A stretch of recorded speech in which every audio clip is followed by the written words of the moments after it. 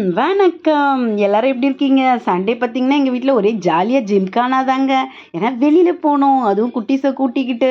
நான் பார்த்தீங்கன்னா குழந்தைங்கள குட்டீஸ வச்சிருக்கும்போது ரொம்ப கஷ்டப்பட்டேங்க. வெளிய கூட்டிட்டு போனா ஒரு இடத்துல நிக்க மாட்டாங்க. ரொம்ப கஷ்டமா இருக்கு. இவங்களுக்கு ஏதாவது ப்ராப்ளம் இருக்குமா கூட நெனச்சிருக்கேன்.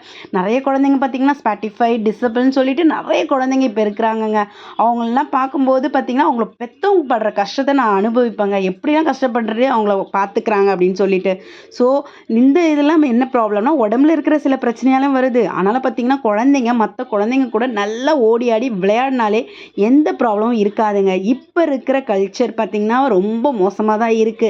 ஏன்னா, என்னென்ன தேவையோ எல்லாமே குழந்தைங்களுக்கு வாங்கி குடுக்கணும்னு நெனைக்கிறாங்க பேரண்ட்ஸு. அப்படி கிடையாதுங்க. என்ன தேவையோ அத மட்டும் வாங்கி குடுத்தா போதும். நாங்க வெளிய போயிருந்தோம். ஆனா குட்டீஸ்க்கு பார்த்தீங்கன்னா, எதுவுமே வாங்கி தரல.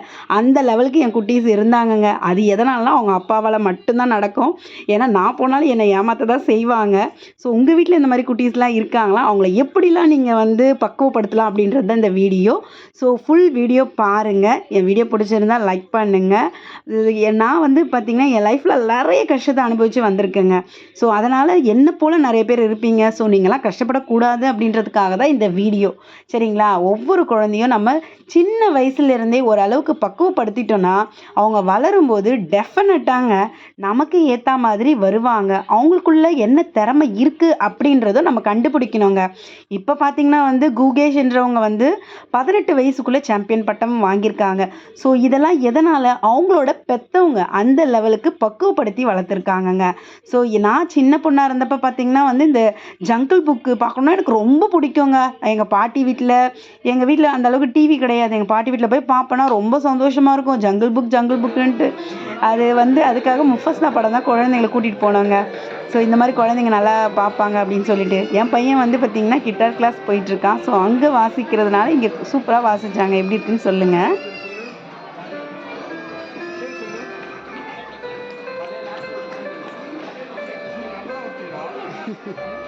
கதை வாசிக்கிறேனா?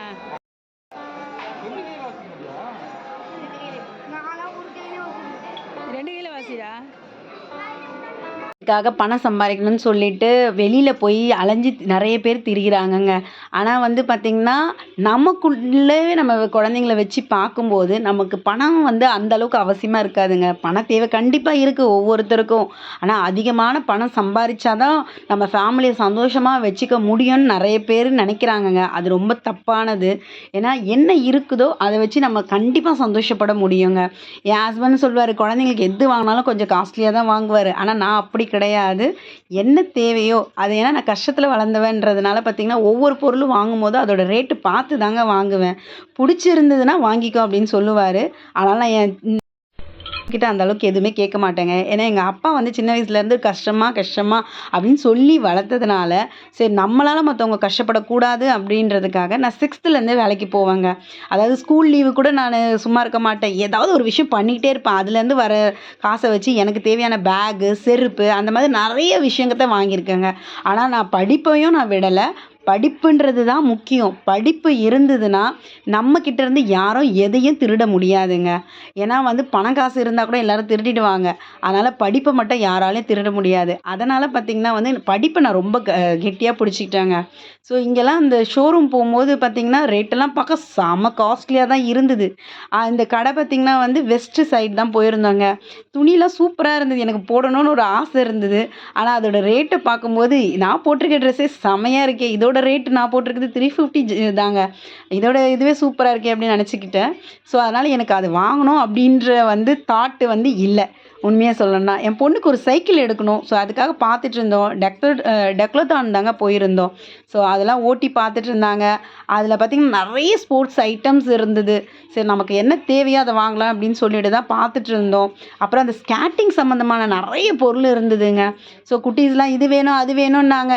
ஆனா நாங்க எதையும் வாங்கல. சைக்கிள் மட்டும் வாங்க வேண்டியது இருக்கு. ஸோ அது பொண்ணுக்கு பர்த்டே வரும்போது தான் வாங்கி தரணும் அப்படின்னு என் ஹஸ்பண்ட் சொல்லியிருந்தாரு. ஸோ அந்த இதுதான் அந்த சைக்கிள் நல்லா இருந்தது. 2 பேரும் ஓட்டுற மாரி, அப்பாவும் பொண்ணும் ஓட்டுற மாதிரி வேணுமா, அதனால பார்த்துட்டு இருந்தாங்கங்க.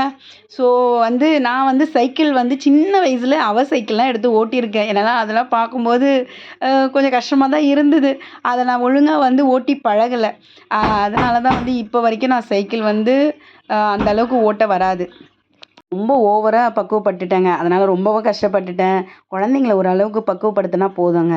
ரொம்ப போட்டு அவங்கள கஷ்டப்படுத்தவும் வேண்டாம். இல்லையா? அதே சமயத்தில எல்லாமே கிடைக்கணும்னு சொல்லிட்டு வாங்கி கொடுக்கவும் வேணாம். என் வீடியோ பிடிச்சிருந்தா லைக் பண்ணுங்க.